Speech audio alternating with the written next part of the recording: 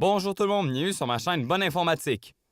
Aujourd'hui, en septembre 2017, le Asus Zenfone 2 laser va bientôt avoir 2 ans. 2 ans pour un cellulaire, c'est pas pire. C'est celui que j'ai utilisé principalement pendant presque 2 ans. Alors, je me suis dit que ce serait peut-être intéressant de faire un petit récapitulatif sur ce qu'était le Asus Zenfone 2 laser modèle ZE551KL. Donc, premièrement, le Asus Zenfone 2 laser est sorti en plusieurs modèles, le mien étant le ZE551KL. Les différences, en général, c'est que le processeur changeait et le niveau de RAM changeait aussi. Le mien ayant 3 GB de RAM, processeur Snapdragon 815 octo-cœur avec 4 cœurs à 1.7 GHz et 4 cœurs à 1 GHz. L'Adreno 405 inclus dans le processeur permettait de contrôler l'écran 5.5 pouces 1080p. Cet écran-là, d'ailleurs, a une luminosité qui n'est pas très forte à l'extérieur, ou même à l'intérieur, le baisser au minimum, c'est plus optimal que de le monter au maximum à l'extérieur en journée ensoleillée. Ensuite, la batterie 3000 mAh à l'origine a de la misère à garder la charge. Ce cellulaire-là, je l'ai presque jamais vidé au début, mais après 1 an et demi de service, il a commencé à se vider plus vite.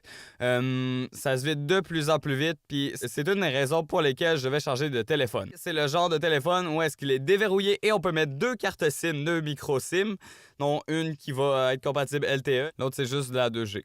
Son écran est quand même graffiné, l'écran Gorilla Glass 4, qui était quand même une innovation, mais il est quand même assez résistant. Je l'ai échappé plusieurs fois à terre, voici ce qu'il en est. Une belle grosse graphique au milieu et quelques petites encoches en haut à gauche, mais à part ça, il se porte plutôt bien. Le grand défaut, selon moi, c'est la qualité du son. Par le haut-parleur, ça griche si on le met trop fort, c'est assez étrange. Sinon, par les écouteurs, ça a quand même un son acceptable. Mais ouais, limite, à vrai dire. Je vous laisse écouter la différence normalement flat, prenant une chanson libre de droit pour pas me faire chialer dessus après YouTube. Voici à peu près ce que ça donne avec un EQ flat.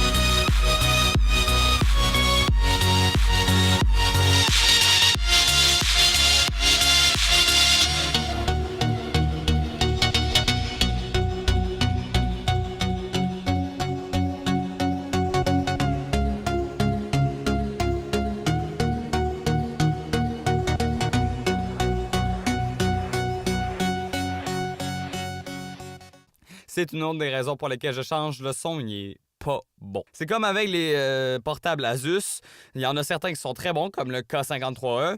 D'autres que le son est pas mal ordinaire, comme le TP500L. J'ai pu faire des tests sur les deux, puis le K53E, qui est plus de la gamme élevée, lui, il a vraiment un meilleur son par rapport au milieu de gamme TP500L. Ensuite, ce téléphone n'a pas le NFC, malheureusement, mais il y a la radio FM. Oui, parfois, ça peut être utile. Wi-Fi, il n'y a pas 5 GHz. Sa caméra est assez traditionnelle, 1080p 13 mégapixels, avec une ouverture de 2.0.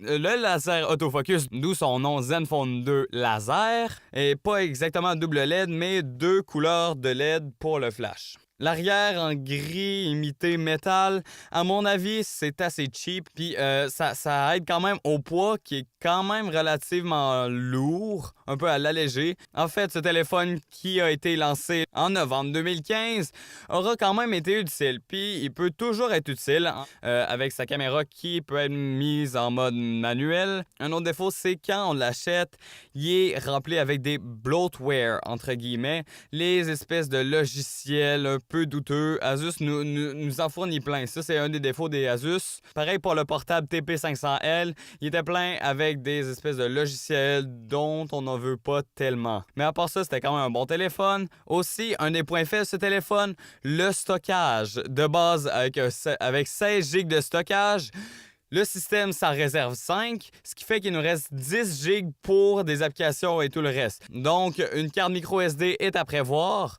Mais malgré ça, moi personnellement, j'utilise beaucoup d'applications et ça fait que je dois souvent vider le cache des applications parce que je manque souvent de place. Je me retrouve vraiment avec peu de mémoire disponible, malgré que toutes mes photos et musiques soient sur la carte micro SD. C'est quand même dommage que Asus se réserve 5.2 GB au système.